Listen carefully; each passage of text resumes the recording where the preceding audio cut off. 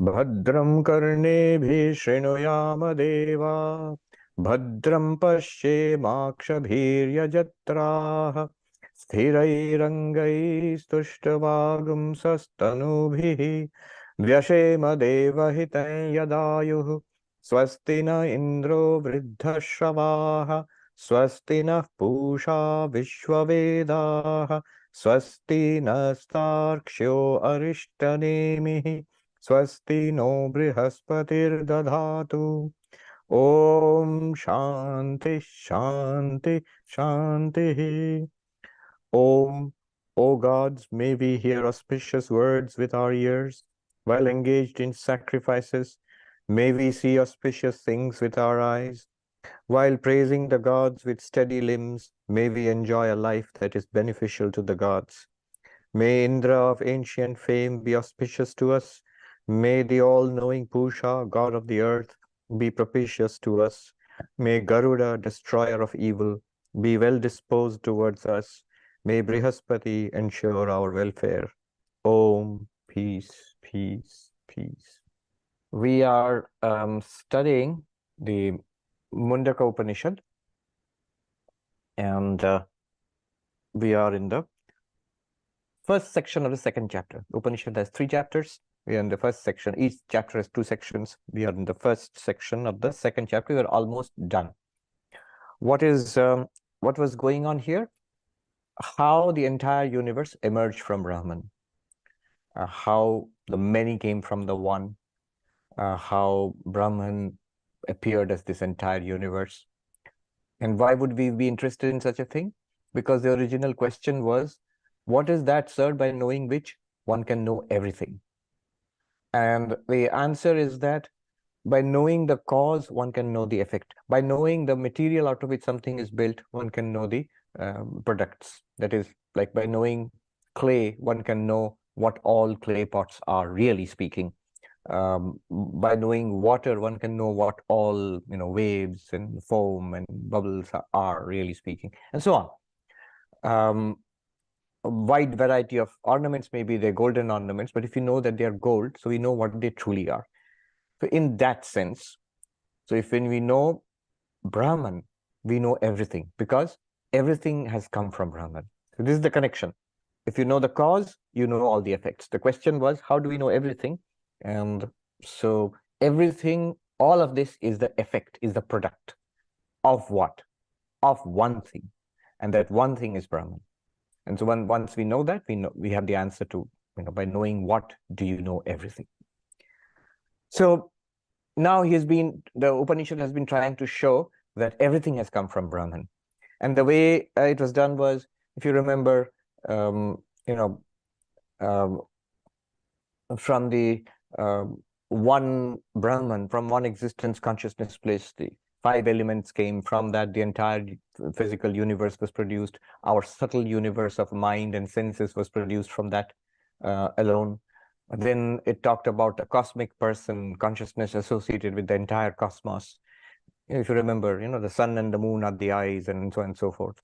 Then it spoke about the cycle of birth and death. If you remember, the 5 fires.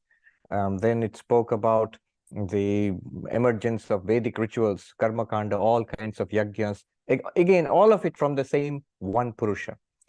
In the 8th mantra, we are going to see how our individual experience has come from that one Purusha, from that one consciousness. What is our individual experience? The kind of experience we are having now. We are seeing, hearing, smelling, tasting, talking. This life, this sensory life which we are leading now, the very experience of life itself. So how has that come from? The ultimate reality, from Purusha, from Brahman. This is the 8th mantra. And it's put in a very ancient stylistic way. So one has to interpret it, one has to have a little bit of an introduction to it, then only it will make sense. But it's a very beautiful mantra in a certain sense. Let me just read the mantra and then I'll explain. 8th mantra. Sapta prana prabhavanti tasmat saptarchisha samidha sapta homaha sapta ime loka yeshu charanti prana Guhashaya nihita sapta sapta. You can hear the rhythm in the mantra itself. What it says is this. From that Purusha, and that ultimate reality, emerge the 7 sense organs, the 7 flames, the 7 kinds of fuel, the 7 oblations, and these 7 seats where move the sense organs that sleep in the cavity and have been deposited by God in groups of 7. What's all that about? Obviously, it has something to do with the number 7, but no, the general idea is this. First, we'll get the idea, then we will get to the mantra itself. What is the subject here? The subject is our experience of life that has come from the ultimate reality, pure consciousness, from Purusha, from Brahman. Now, how is our experience of life possible? How does it work?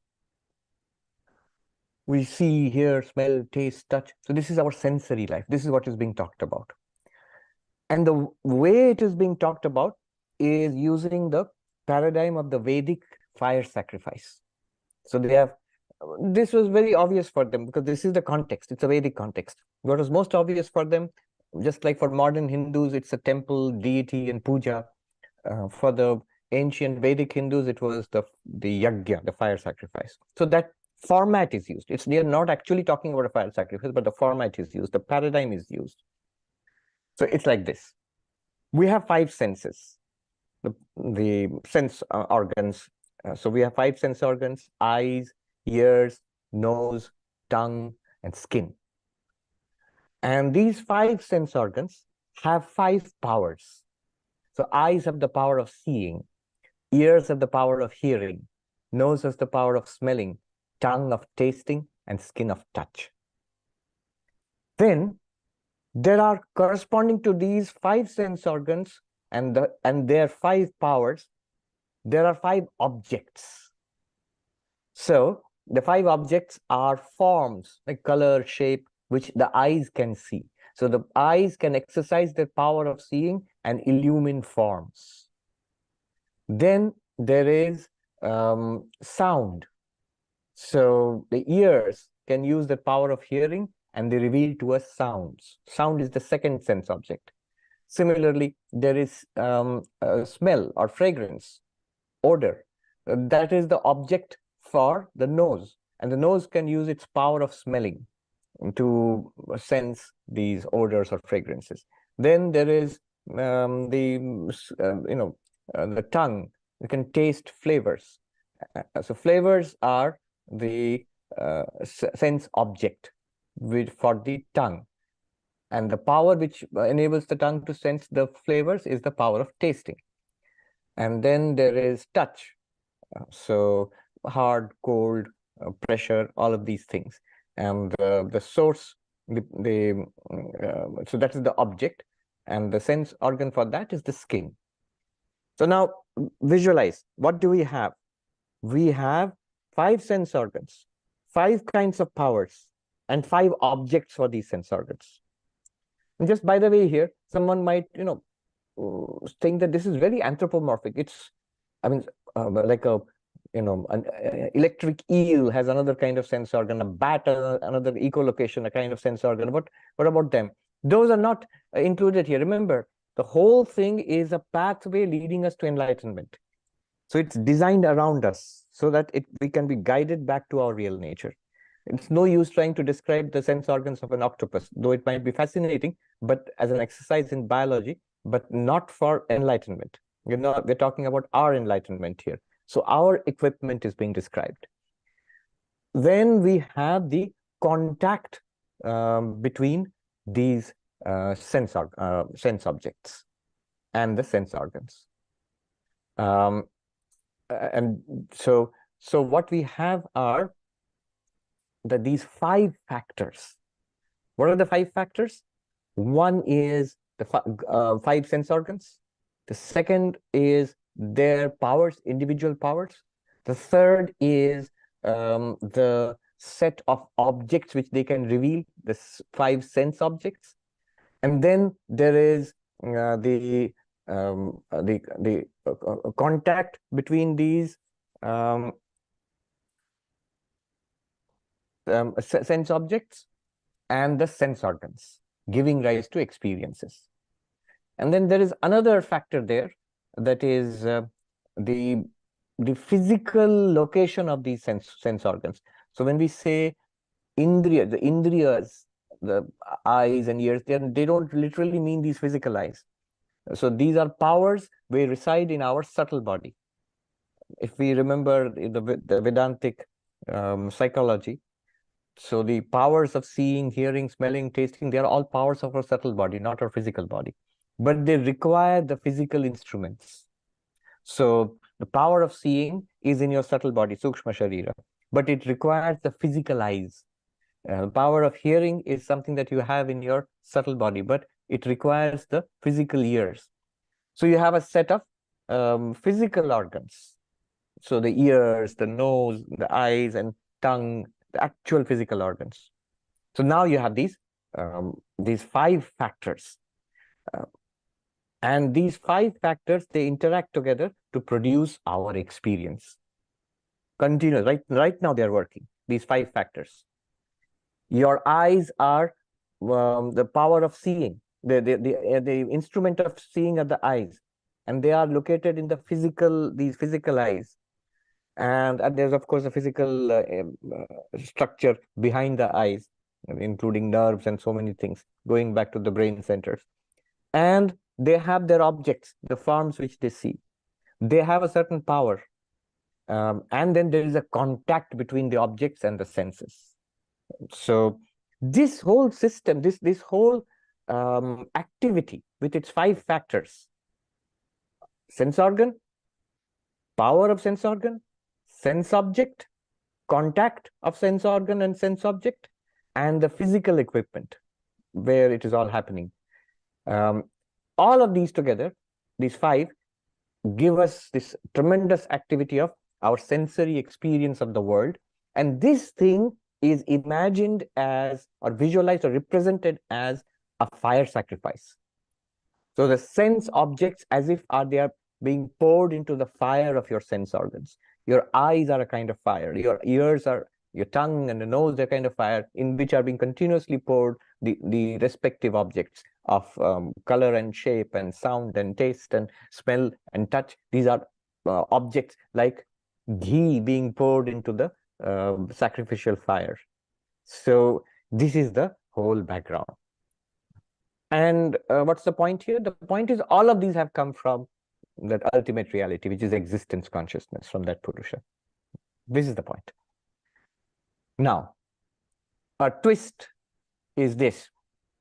I said 5 sense organs, there are 5 powers, but here everything is 7. Why 7?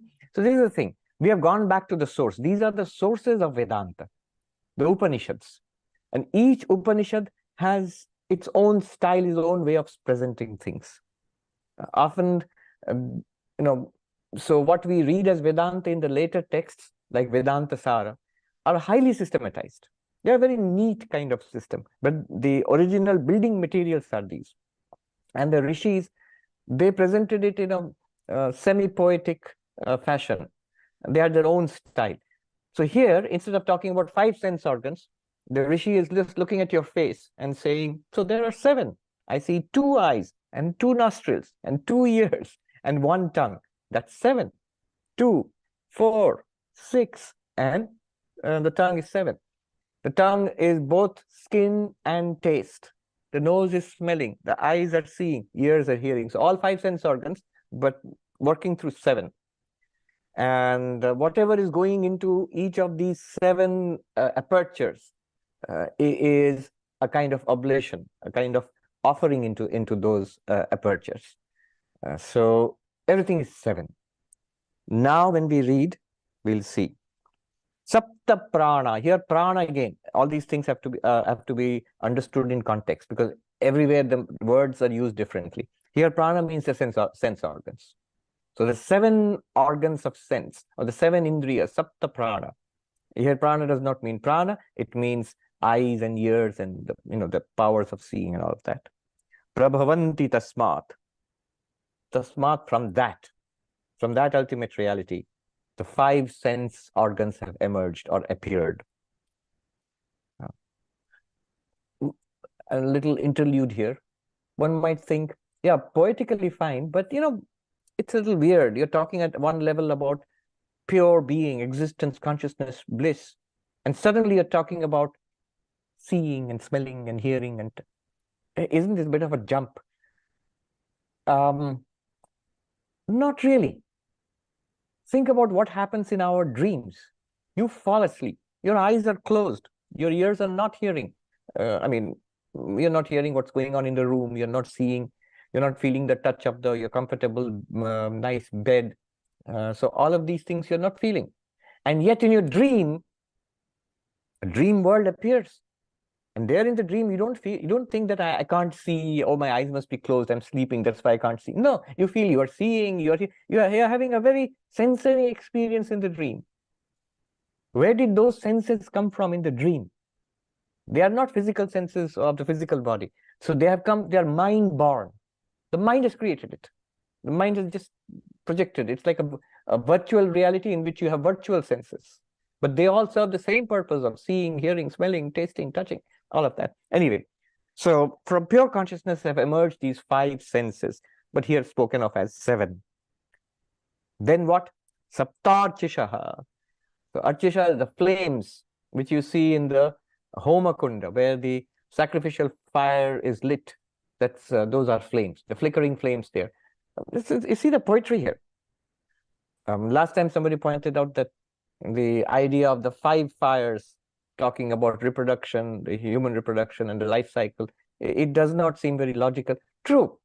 What seems logical comes much later. All of these have been worked into a logical system. But I think there's a beauty in this kind of presentation. There is a direct freshness, a poetry in this. Later on, you might systematize into a neat logical framework. I think that loses a kind of power. Here, instead of talking about 5 senses, here it talks about the 7 senses, and which are like fires. So each of the senses is like a flickering flame. Saptarchisha, the 7 bright flickering flames. What is he talking about? The powers of these 2 here. The powers of these 2, and the power of this. These are flames. And then what is happening? Samida sapta homaha. And 7 kinds of oblations are poured into these fires. Forms are entering into these 2 fires. Sounds are entering into these 2 fires. The tastes and touch are entering into this fire in the mouth. Smells and odors are entering into these 2 fires. So this is a way of looking at it. And visualize it. It's very, very sensory, what is going on here. It's not so abstract, actually. So the 7 flames are flickering here, and 7 kinds of oblations are being poured continuously. Sapta ime loka yeshu charanti prana. And these 7 have their 7 physical locations. These are the physical locations of the sense organs. This one, 2, 3, 4, 5, 6, 7. These are the 7 physical locations. Sapta ime loka yeshu charanti prana. Guhashaya. Where do they stay? So they all collect together and sleep in this physical body. They become dormant when you go to sleep. Guhashaya literally means they sleep in the cave, sleep. These powers, they sleep, these capacities, they sleep in this physical body when you are asleep. Nihita sapta sapta. Thus, in groups of 7 and 7 have been placed these powers, these capacities by the Lord, by Brahman. Where? In this body. For you, the sentient being, to enjoy, to use, to deploy. But here in the language of this mantra, to perform these 7 kinds of fire sacrifices continuously. Okay. Now, I'm sure you feel the kind of, there's a rhythm to it, there's a power, there's a fresh visualization to it. It's not, later the systematization, the neat geometric presentation, that comes later. But here it is, it's a kind of free thinking based on our experience, very poetic expression of just describing our experience. Then, having described the individual experience, now the Rishi goes in this mantra, the 9th mantra, goes to the macrocosm. Mountains and rivers and seas, all of those will now come. 9th mantra. Ata samudra girayascha sarve अस्मात् स्यन्दन्ते सिन्धवः सर्वरूपाः अतश्च सर्वा ओषधयो रसश्च येनैष भूतैस्तिष्ठते ह्यन्तरात्मा. Is describing the external world and also our physical and subtle bodies. This is a kind of completion. He has come to the absolute physical gross world which surrounds us. From that Brahman, from that Purusha or Brahman, emerge all the oceans, Samudra, Giraya, the mountain ranges have come from that. The Syandante Sindhava, Sindhu means river. All the rivers, the great rivers of India, many of these were probably, for the first time given out in the land of the 5 rivers, Punjab. So the great rivers, Chandante, they flow. He literally says, from Brahman flow these rivers. We say, no, they come from the Himalayas. They say, no, from Brahman they flow these rivers. Chandante, they flow. The great rivers flow from Brahman. Atascha sarva oshadhaya. So from him emerge all the oceans and all the mountains. From him flow the rivers of various forms. Him, because it's Purusha is in the the male gender. But it does not mean man. It means that ultimate reality. Flow the rivers of various forms, and from him issue all the corns, that means all the grains and crops and rice, as well as the extract of these. That means what is when human beings eat these crops, these grains. So the vital essence which is extracted from them, rasaha, by virtue of which the internal self verily exists in the midst of the elements. Bhutais tishthate antaratma. Antaratma, the inner self, here does not mean atma, pure consciousness. Here it means our subtle body, the mind, the intellect, the pranic body. So all of that together, the Pranamaya kosha, Manomaya kosha, Vijnanamaya kosha. So this one exists in the body. How? Why? Because it's held together by food. So the subtle body, which is not born at the birth of this body and which does not die at the death of the body, which undergoes transmigration from birth to death and then again new births. But why does it reside here in this body? Because it's living and it's sustained by food. If the extract of the plants, if the nature did not sustain it, in that case these bodies would die, and the subtle body wouldn't die. It would leave this physical body and go, which is what happens at death. So the meaning of this mantra is that here surrounding you, the vast oceans, all these oceans have come from Brahman. All these mighty mountain ranges which you see have come from Brahman. And the rivers which sustain you, they flow from Brahman. Also that which sustains you, your crops, your plants, they arise from Brahman. And the nutritive extract, the rasa of these crops, these plants, they sustain you so that you can stay in this physical body. You means your subtle body can stay in this physical body. Basically, they sustain. This is a poetic way of saying they sustain life. This brings to an end the theme of this chapter. What is the theme of the chapter? From that one reality has come this entire universe. Now the next mantra, the 10th one, is the point of this entire chapter. So what? And what are we supposed to do with all of this? A very, very important mantra which is coming up. So before launching into the 10th mantra, I'll take a quick step back and review this particular chapter. What did we get in this chapter? I quickly run through it, paint the picture for us so that we are ready to go into the 10th mantra. So from mantra 1 of this first chapter of the first section of the second chapter, from mantra 1 to mantra 9, I'll run through it very fast. In mantra 1, we saw Yatha Sudiptat Pavakat Vispulinga. So there is one akshara, there is one ultimate reality, which, like from a blazing fire, as thousands of sparks emerge from a well-kindled bonfire, as thousands of sparks emerge from that, so this multifarious,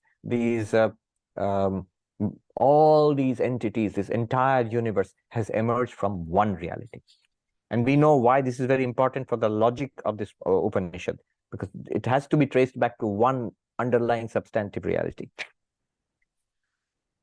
But that one reality, Brahman, Purusha, Akshara, Atma, whatever you call it, what is it in itself, quite apart from this universe, by itself? What is it? The second mantra tells us, Divyo Hyamutta Purushaha Sabhahyabhyantaro Hyajaha Aprano Hyamana Shubhro Yaksharat Parataparaha. It is pure consciousness, Divya, it shines. It is formless. It is inside the inner reality, but it pervades all of the external reality also. It is unborn. It is not born with the birth of the body. It does not die with the death of the body. It is not the physical body. It is not the prana. It is not the mind. It is not the intellect. It is not even the causal body. It's not the physical body, subtle body, causal body. It's the witness of all of these. It is formless. It cannot be described by language. It is the subject of all things, the witness of all, never the object. So utterly beyond, utterly transcendent, beyond all our objectification. We cannot objectify in any way through language or through concepts. And yet, it is our innermost self. Because it is pure consciousness, it's there. It's because of that we are able to experience all this. If it were only just transcendent beyond everything, we would have no way of saying anything about it. But it's beyond everything, and yet it is you. It's literally you. So it is transcendent and immanent. Then from number 3 onward, the mantra number 3 says, Etasmat jayate prano mana sarvendriyani cha.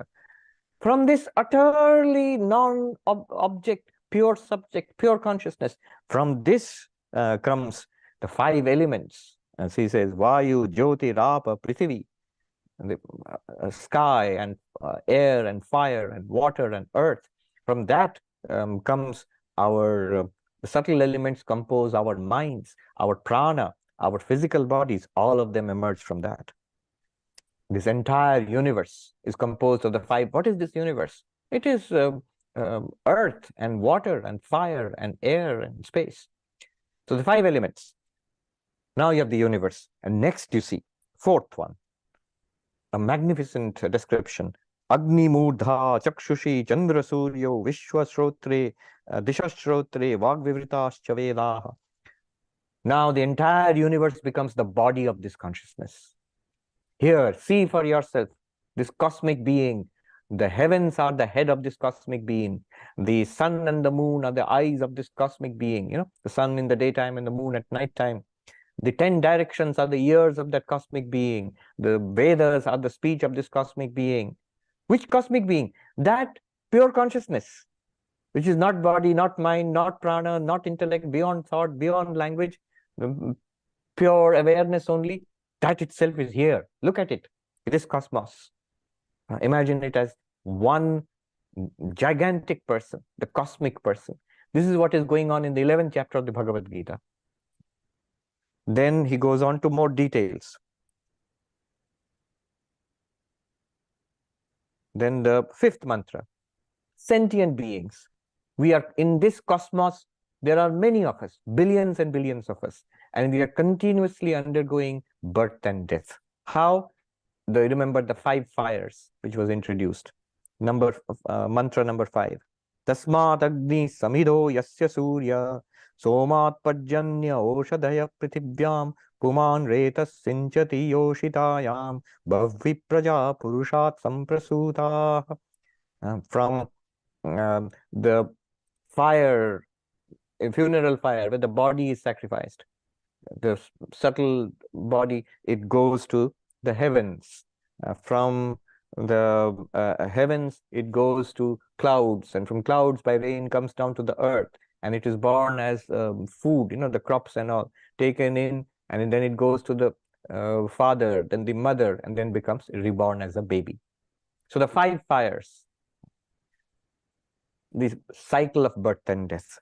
Then the 6th one, it says the Vedic sacrifice, where he talks about the sacrificial of fire, the initiation into the sacrifice, the 3 kinds of Vedas, the Rig Veda, Sama Veda, Yajur Veda, the various kinds of things which are used in a Vedic sacrifice. All of them have come from Brahman.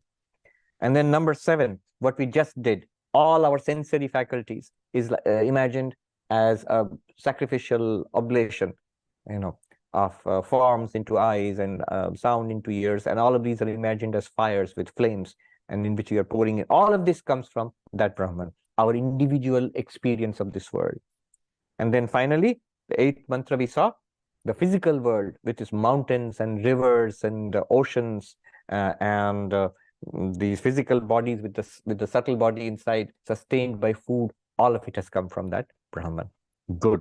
Now we are ready to move on to the final mantra of this section and see what all this is in aid of. Mantra number 10. Purusha evedagam vishwam karma tapo brahma paramritam etadyo veda nihitam guhayam sovidya granthing vikirati hasamya. The Purusha alone is all this, comprising karma and knowledge. Knowledge actually literally it means meditation here. He who knows this supreme immortal Brahman existing in the heart destroys here the knot of ignorance, O good-looking one. It's always translated, Soumya is translated as good-looking one, but the intended meaning is wholesome one. It's good-looking in the sense of this is the sense in which the word Soumya is used in Indian languages, Bengali and many other Indian languages. All right. So the teacher is saying this to the student. Remember, teacher is the Rishi, the student is Shaunaka, and teacher says that all of this, Purusha evedagam vishwam, this entire universe is nothing other than that pure consciousness. See, this is what was established by showing that from that one reality, like thousands of sparks emerging from a bonfire, this entire universe of millions and millions of entities, sentient beings, their bodies, the food they eat, the worlds that they inhabit, all of them have emerged like sparks from fire, like that from Brahman. So just as all the fire sparks are nothing but fire, similarly, everything here is that Purusha, is that existence, is that consciousness. The cause continues in the effect. The clay continues in all the pottery. Gold continues in all the ornaments. Brahman, that Purusha, continues in this entire universe. Purusha eva idam vishwam. See, this is grounded in this experience. Idam vishwam, this world. Look at this world. What is this world? Now we realize it is Purusha. Look at all these ornaments, necklaces, bracelets, tiaras, and rings. Now we realize they are all the same gold. They are that same reality. Look at all the variety of waves. They are all that same water. Similarly, the entire universe, now we have seen, thanks to this chapter, where everything has been traced back, has been shown to be originating from that one. Everything is that Purusha, that existence consciousness. Idam Vishwam, this, here. I remember I was speaking with a leading intellectual, one of the leading minds of our time. And she's an emeritus professor here at Columbia University. And not one to at all pander to any kind of religious sentiment. So she said to me You are allowed to speak only of what is here. Ekhane ja ekhane ache Maharaj. In Bengali, she told me that what is here, speak only of that. That means you're not allowed to speak of heaven, God, and all that. I don't believe in all that. Look at the Upanishad. Idam Vishwam. Here. What you are seeing, smelling, tasting, touching, what you are thinking, remembering, imagining, what is spread out before you as mountains and rivers and ocean. As the Hudson River here, as the sky above in Manhattan, as your Columbia University and Butler Library around you. Here, we are talking about this. Idam Vishwam. Purusha eva. It is only existence. It is only consciousness with a network of names and forms. But that alone is all this. Just as if you go to Tiffany's shop and say, all of these dazzling array of golden ornaments, gold only, gold only. This entire array of products is gold only. This entire array of pottery and pottery barn, assuming they're all clay pots, they are clay only. All the waves in the Hudson River, water only. Similarly, Purusha eva, idam vishwam. Not by stipulation. One must try to understand that this is what is appearing as this world. Just like in the world of our dreams, when we wake up, what do we realize? Whatever was there, idam vishwam, swapna vishwa, there's the world of our dreams. The people and the places and the activities and the sky and the earth and the rivers and the mountains, everything that we saw in that dream, mind only. It is mind only which appeared as all of that. Similarly, it is consciousness only which is appearing as all of these. Little technical note here, Vishwa, world or universe. How is it defined? Is it again a Vedic kind of way of looking at it? Karma tapo, karma tapaha. It is the result of our karma. So whatever we see as this world is the result of karma. Our past karma has given us this world which we are experiencing now. This is the karma phala. What is this karma tapa here? Little Vedic references here. It refers back to the earlier portion of the Vedas. Remember, this is Upanishad, Jnana Kanda, the knowledge portion. The earlier portion is the Karma Kanda, the ritualistic portion, which was referred to early in one of the earlier sections in the Mundaka Upanishad itself. So the ritualistic portion of the Vedas actually has two portions, Karma Upasana. Karma Upasana. Karma means the actual physical rituals. Upasana are the various meditations which go along with those physical rituals. So Vedas actually have three sections, Kanda Trayatmakam.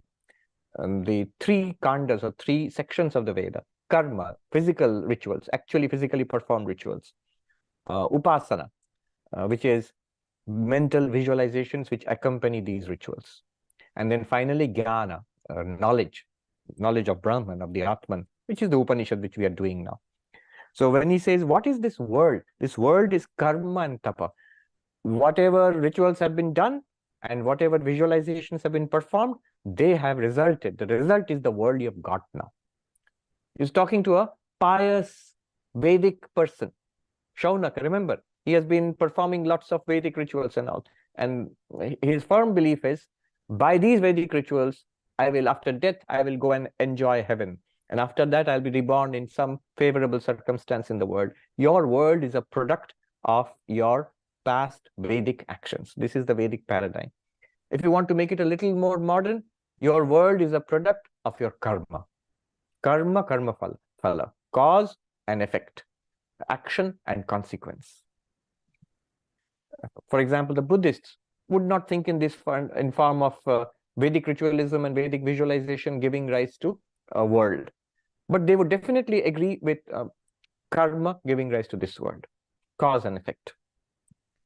So given these causes, this world arises. If these causes were not there, these effects would not be there.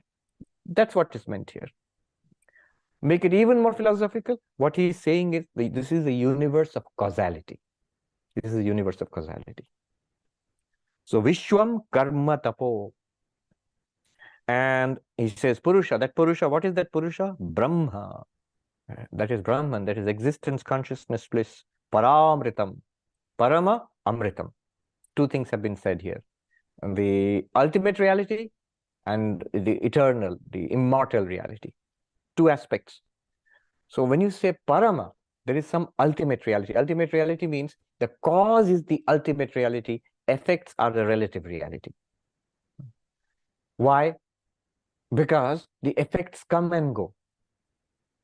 Notice certain things about the cause and effect. Keep in mind gold and ornament, or clay and pots, and then we'll understand Brahman and this world. There are certain interesting aspects. One is the cause is always there, the effects come and go. It was a lump of clay, clay was there. Then it was shaped into pots by the potter on the potter's wheel, and the clay was there. Then it was burnt and baked in fire and became a pot, a usable pot. You can call it a pot now. Before that, when you shaped it on the potter's wheel, it was still soft, right? And then you baked it, and now it's usable as a pot. The clay is there. But the pot was not there earlier, now the pot has come. After some time, if you break it, it will become potsherds or broken pottery. But the clay is there. So the cause remains always. So the cause is eternally there. The effects come and go. Similarly, he says Brahman is that which is always there. The effect, what is the effect? This world. It comes and goes. Where does it come and go from? It comes in the cause and goes back into the cause. Where did the waves come from? From water. Where do they exist? In water. Where will they go back? Into the water. We normally say there is, as if there is a wave and there is water in the wave. But actually, what is happening is the wave, the water itself appears as the wave. The wave name and form and activity exists in the water. Without water, no, the name and form and activity are ghosts. Without the reality behind them to back them up. Without the water, where is the water form? It will disappear. Where is the wave form? Sorry. Without the water, where is the wave form? Without the clay, where is the form of the pot? It won't disappear. Do you think some ghostly round pot will exist if you pull the clay out of it? No, nothing will exist. The names and forms are ghosts, but they depend on the clay. They depend on the water. They depend on the gold. So the higher reality is being itself or consciousness itself. In that appears a network of names and forms and activities, which we call the universe. So that is why Parama, the cause is Parama, higher. It is always there. Effects come and go. And the effects come and go or appear and disappear in the cause. Another interesting thing. The cause is always one. The effects can be many. Out of the same lump of clay, how many types of pots can be produced? Many kinds of pots can be produced. Out of the same gold, how many kinds of ornaments can be produced? Many, many kinds. The same bit of gold is the ring on your finger. It can be melted and made into a necklace. It can be melted and made into earrings. It can be melted and made into a tiara. Look at the names, necklace and ring and tiara and bracelet. Look at the forms. The ring looks like this. The necklace looks like this. The earrings looks like another kind. So the forms change. The names change. The use changes. You put the ring in your finger. You put the bracelet on your wrist. You put the necklace on your neck. And so Nama, Rupa, Vyavahara keeps changing. So the products are many, many, many and diverse. So many names, so many appearances, and so many uses. And yet, in all of them, the cause, the material cause, the Karana is one. Same gold, same gold, same Brahman. Look at the variety. Look at the variety around you. It's easy to understand this if you look at the mind. It's the same mind. In your dream, it can become a man and a woman and a building and a sky and rivers and oceans. It can become love and hate, and it can become anxiety and fear. Same mind. Cause is one, effects are many.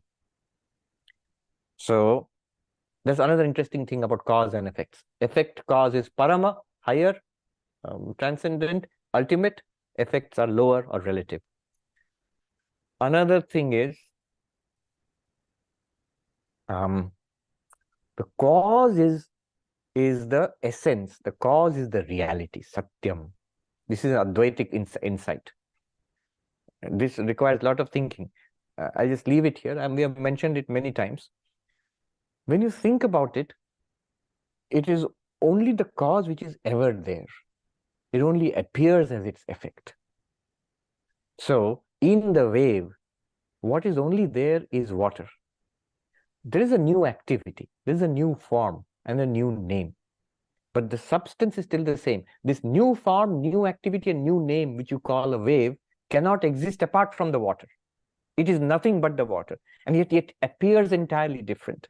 And it does new things. And it's called by a new name, wave. So, the water Satyam, wave Mithya. Mithya doesn't mean doesn't exist. It means it's a dependent reality. It's not an independent reality. Brahma Satyam, Jagat Mithya. The Brahman is the reality, the world is an appearance. This is another thing to keep in mind. For all these reasons, that cause is, it goes on, it exists, always there, eternal. Effects come and go. Then the cause is one, effects are many. The cause is the reality, the effect is the appearance. For these reasons, Paramam Brahma, this Purusha Brahman is Paramam. It is the ultimate reality. The world is a relative reality. The Brahman is one, the world is many. The Brahman is eternal, the world comes and goes. The Brahman is the reality, the world is its appearance. Amritam, it is eternal, it means immortal, it is immortal. All right, so this is what we have so far. Then one might say, so what? I remember explaining a lot of Vedanta to someone who had come and asked questions about Vedanta. After hearing all of that, this person said in Hindi that your pure consciousness, witness, everything appears and disappears before you, in consciousness. You alone appear as this universe. This is what is Brahman, and you are that, you are Brahman. That thou art. And then this person said in Hindi, so what? This is a big question here. One might say, quite reasonably, look, let's just, I hate to rain on your parade, but this all might be interesting for Shaunaka. Shaunaka asked a question, what is that, sir, by knowing which I can know everything? And this is the answer. Now I begin to see it's a beautiful discourse. Now he's giving an answer that there is one thing which is appearing as the world, and that you know that one thing, you know the world, you know everything. And this is what is being told so far. But it could be that I am not interested. That might be Shaunaka's question, but I am not interested in knowing that thing by which you know everything. I'm interested in the everything.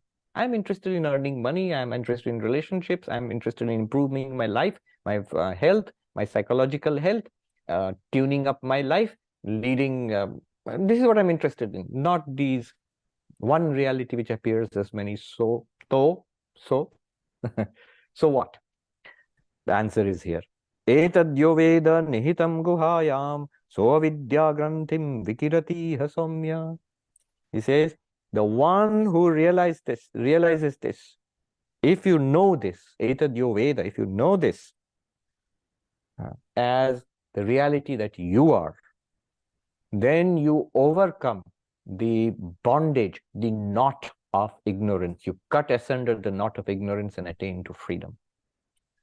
Thing is this, as long as I dwell in the effect, as long as I dwell in the many, as long as I dwell in the transient, I will never be free of suffering. I'll be never satisfied, and I'll never be safe.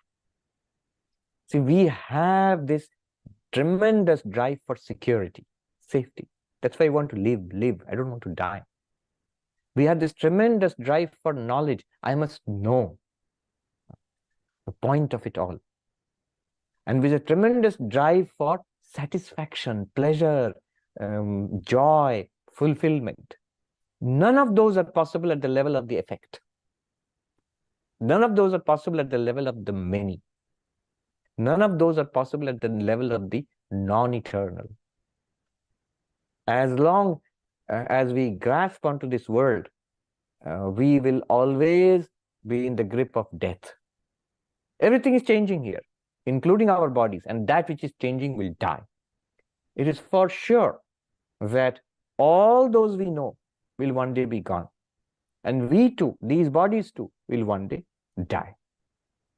All that we accumulate will be lost. If you have accumulated it, if you have added it unto yourself, it will be lost. All that comes will go away. So this is transience. Impermanent, impermanent, all is impermanent. Momentary, momentary, all is momentary. Empty, empty, all is empty. Buddhism 101. So hence, all of this state of affairs is what the Upanishad calls the effect, the karya, the world of the many. Whereas if you have the world of the one, Brahman, Purusha, the cause, that is eternal, that will never come and go, that is limitless, that is always fulfilling, because it is limitless. And the most interesting thing is, it is you. Only when you attain that, then you have fulfillment, you have security, you have immortality, freedom from death, fulfillment. Whatever we are seeking in the effect can actually be found in the cause. All right? You've convinced me. Show me the cause. It's you. You are that cause. He says, Etad yo Veda. Very important. What is the way to attain immortality? What is the way to go beyond death? What is the way to attain ananda, fulfillment? It is knowledge. He did not say we have to meditate on it, pray to it, investigate it scientifically. No, no, no. You have to know it. Know it how? Nihitam guhayam, which is deep in the cave of the heart. This is a poetic way of saying, know it as you, the conscious being, as I. Not the physical body, this part of the world. Not even the mind, this part of the world. But that witness consciousness which illumines the body-mind, which illumines the three bodies, physical, subtle, causal, sthula, sukshma, karana, which illumines the five koshas, annamaya, pranamaya, manomaya, vijnanamaya, anandamaya, the physical sheath, the vital sheath, the mental sheath, the intellect sheath, and the causal sheath, bliss sheath. All of them illumined by that one consciousness, nihitam guhayam, in the cave of the heart, that one shines, that one you are. What it means here is, it's not an object. All the objects are effects.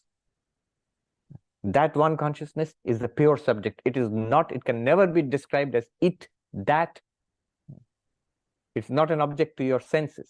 It's not an object to speech. It cannot be used, speech cannot be used to designate it. It's not an object to mind and intellect. Conceptual designation will not work. Then it's beyond our reach. Not at all. It is you. So only knowledge can help you. Knowledge will remove the ignorance that I am not that pure consciousness. That ignorance will go away. And the pure consciousness is ever shining, ever luminous. It's self-revealed all the time. What will happen then by this knowledge? Knowledge will not reveal to you that you are pure consciousness. No, no, no. It will remove ignorance. Pure consciousness is self-revealed. In fact, pure consciousness is the only thing that is revealed. It is shining forth all the time.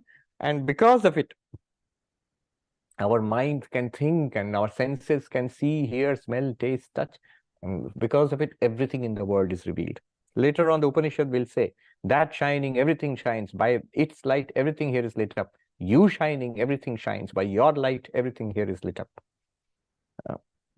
So avidya granthim. So this ignorance is described as a knot. Granthi means knot, which ties two things together. What has been tied here? Cause and effect have been tied together. Brahman and the universe have been tied together. Where? In you, in me. I, the pure consciousness, have been tied together with mind and body. I, the limitless, have become an individuated sentient being. Become means I appear to be, but actually I am not. Where is the, let me ask you this question. Where is the knot that ties clay and a pot? At which point does the clay meet the pot? At which point does the water meet the wave? What is the relationship between the effect and the cause? Between the pot and the clay? What is the relationship between the water and the wave? I mean, is it that the pot is contained in the clay? Is the clay and in that the pot has been set? Or is the clay in the pot? Like you put water in the pot, milk in the pot, you put clay in the pot? No. Is the pot a part of that clay? Some part of it is called pot? No. You will find nothing. There's literally no relationship between the cause and the effect. Because the effect and the cause are not two different things. It is the cause alone, which with a network of name and form is called the effect. But give it a particular form, use it in a particular way, and give it a name. Call it pot. Call it a wave. Call it a sentient being. It's literally nothing but clay through and through. The wave is nothing but water through and through. You and this entire universe is nothing but Purusha, Brahman, pure consciousness through and through. There's not one other thing here. And yet the magical display of it, my God, what it looks like. And all the experiences of samsara going on, good, bad, terrible, heaven and hell right here. It's nothing but God through and through. Nothing but Brahman, the divinity through and through, every bit of it. So, if you know this, so avidya granthim vikirati hasamya. When this is realized that I am Brahman, then the knot of the heart, the ignorance is cut asunder. This ignorance has been described by Shankaracharya in the commentary as this knot is desire, born of ignorance. See, ignorance sounds very academic. I didn't know something. Now I read Mundaka Upanishad. Now I get it. What is that one thing by knowing which everything is known? So now I know it. That one thing is Brahman, Purusha, Akshar. I know all the words also. Is that it? No. The test is, what will happen is, all those specialized desires which we have generated over lifetimes for the effect. That I like this and I don't like that. And I want this and I am completely against that. Although this and that are at their root the same thing. The necklace and the bracelet, you might have a preference for the bracelet and dislike the necklace, but they're literally the same thing. Imagine if the same gold has been made into the bracelet. So our preference is for names and forms. As long as you know it's the same gold, it's all right. You will not be devastated if the necklace has been, suppose someone loves the bracelet. Now the bracelet is melted and made it into necklace. If someone had no idea that it's the same reality, will keep on mourning for the loss of the bracelet and keep on lamenting the appearance of the necklace if that person loved the bracelet and hated the necklace. But if you know it is the same reality, it looked like a bracelet earlier and it now looks like a necklace, it's the same thing to you. So this samadrishtitva, the sameness in every situation in life, towards everybody in life, to the high and the low, to every occasion in life, it is exactly the same divinity. Then you enjoy the variety. So you have, then it is no longer dramatically something good and desirable for you, or dramatically something disastrous or horrible for you. From your perspective, it's all right. You will be centered and serene in this magical display of the universe, which is a product, as he said, of causality. But causality is the magic show. But the reality is this Paramam Amritam, the immortal ultimate reality called Brahman, that you are. So this is the teaching. So the commentary, there's some lines I wanted to read to you. Evam Purushat Sarvamidam Samprasutam, Shankaracharya says. So in this way, in which way? The preceding 9 mantras, what we did. In this way, from Purusha, the entirety of this universe which you are experiencing has been manifested. So, what's the point here? Purusha is the cause, the universe is the effect.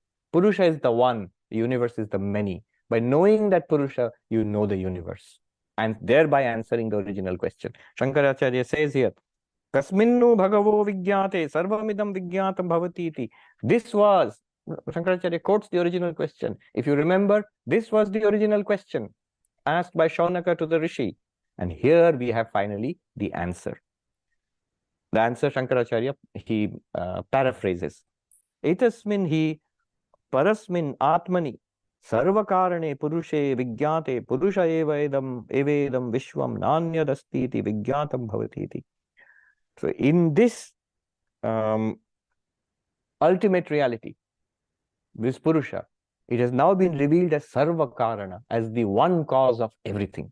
Since it's the one cause of everything, Purushe Vigyate, this Purusha being known, this one being, this one existence consciousness being known, Purusha Evedam Vishwam, you realize just as that lump of clay is all this pottery, that gold is all these ornaments, that water is all these waves, similarly, that one existence consciousness is all this universe. Just as that one mind, my own mind, became all this in the dream, similarly, that one existence consciousness has become all this or appears as all this. Nanyadastiti. There is nothing here other than Purusha. Just as in your dream, whatever you see, whoever you see, whatever happens, is nothing other than you, the dreamer. Similarly. King Punaridam Vishwam Ityuchyate. But what is this world? Quite apart from your Purusha, Brahman, Atman. I mean, he says it's a world of causality. It's basically all the Vedic karma you have done, the Vedic upasanas you have done. The result of that is what you see as this world. Then he says, Tasmat Sarvam Brahma Paramritam Paramam Amritam. Therefore, whatever you experience is that one existence, consciousness, bliss, Brahman, the ultimate reality. Why ultimate reality? Because it is the Karanam, the cause. Immortal, Amritam. What do you have to do? Aham eva iti. I alone am that Brahman. This knowledge. Yo Veda, who realizes Nihitam Sthitam Guhayam Hridhi Sarvapraninam. Where do you realize it? As yourself. How do you do that? You start off by seeing not the effect, not the effect, deny the effect, keep on denying the effects till you reach something which cannot be denied. Deny the world, deny the body. It's not neti, not the world, not the body, not the prana, not the mind, not the intellect, not even this Vedantic thinking. You deny everything, what will you reach? You'll reach a blankness. Blank, like deep sleep, like coma, nothing. Deny that blankness also, because that blankness is also appearing to you. So what remains is, this is a very nice word, Nishedavadhi, the shores of negation. Imagine negation to be an ocean, which runs up against the shores, limit. The limit of negation. What is the limit of negation? What can never be negated? The shores of negation. Nishedava, the limits of negation. The limits of negation, the shores of negation are you. The ocean of negation comes and smashes against the cliffs of the self, of you. You cannot be negated. This is what Descartes discovered 300, 400 years ago. The Upanishadic sages discovered 4,000 years ago. That the self is the limit of negation. You cannot negate your own existence. That non-object, pure subject awareness to which everything appears is the Purusha.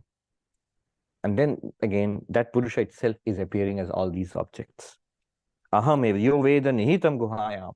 And sarva praninam. Where do you find this one consciousness? Buddhi, in your mind. One consciousness is reflected in the mind. The awareness which we feel in the mind, that is the reflected consciousness. Where do you find the face? The problem with finding the face is your own face. You don't see it. So to help us, you see it. Bring a mirror, you will see the face. But that's not the real face. From the reflection in the mirror, you have to trace it back to your real face, which you will never see.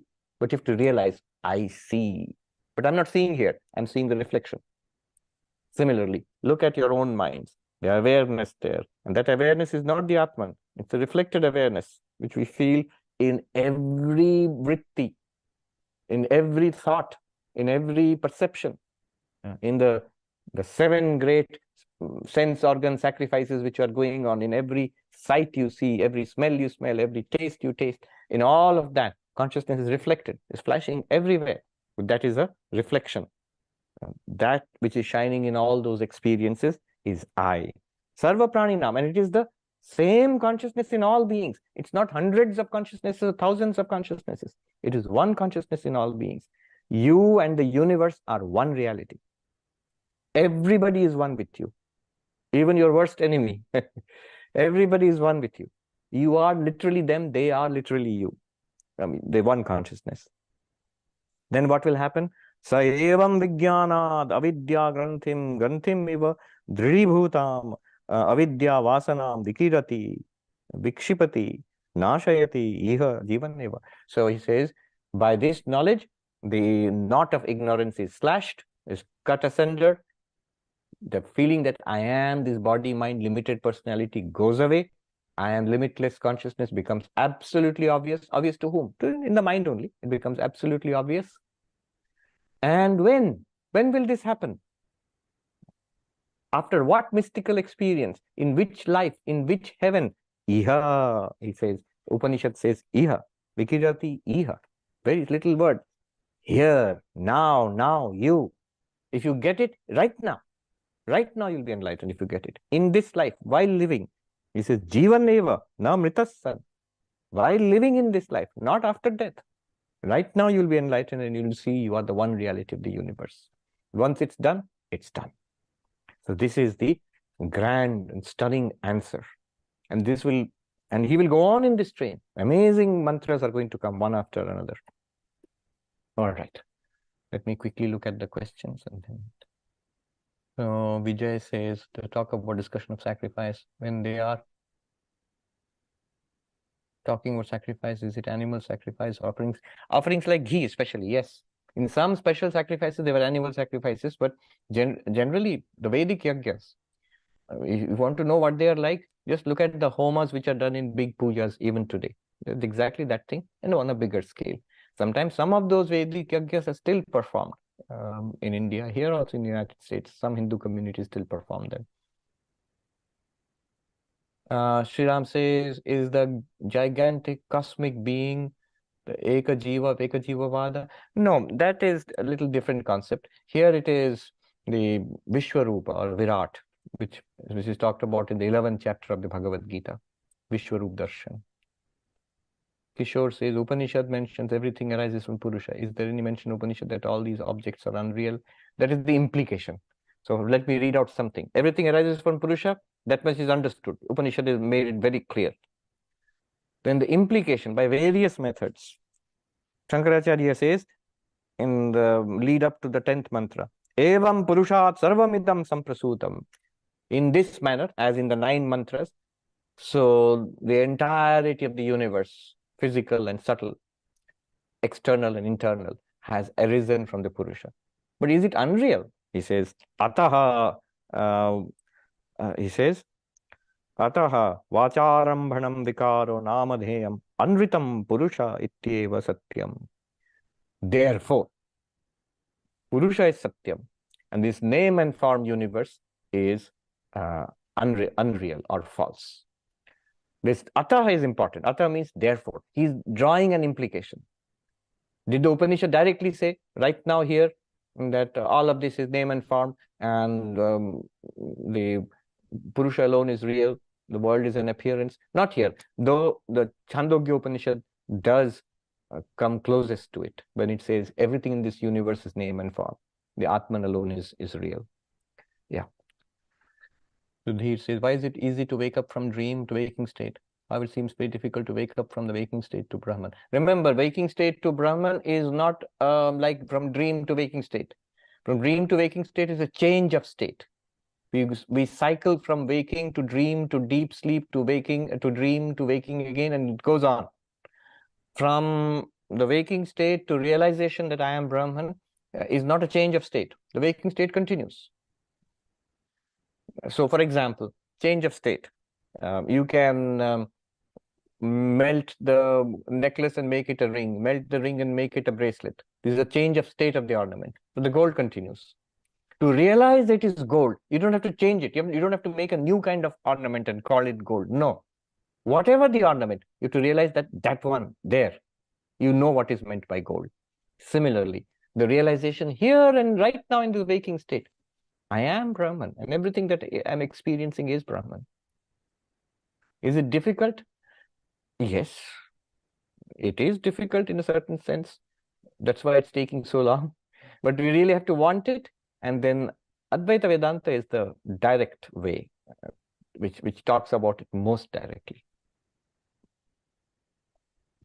Jennifer, is it significant that this Upanishad seems to favor the word Purusha instead of Brahman? Multiple words have been used. Remember, the original word used was Akshara. Then here you see Purusha being used and again and again. But here Brahman also has been introduced. So multiple words have been used. Sri Ram says, Swami is karma phala, result of karma tapas. Yes.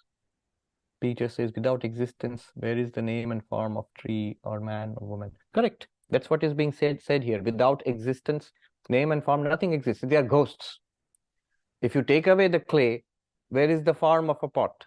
And therefore, if the pot doesn't exist, then why use the word pot? The word pot will not refer to anything. It becomes an empty designator without any referent. So exactly like that. Without being, the whole universe disappears. It becomes ghost-like. There is nothing left. But the important thing to note here is, someone might say, yeah, but being will never go away. The being is always there. So the universe will always be there. No. Even when the being is there, you have to see there is no such separate thing as the universe. It is that being through and through. It is Brahman through and through. Sangeeta says, all this talk of karma, phala, effects of name and form, how are they to understand? Stand in front of dispassion. Yes, one has to have strong dispassion for them. Then only all of this will be effective. See, if I have, my whole fascination is for the bracelet, and I really, really dislike the necklace, then no matter how much you tell me it is the same thing, I will not agree.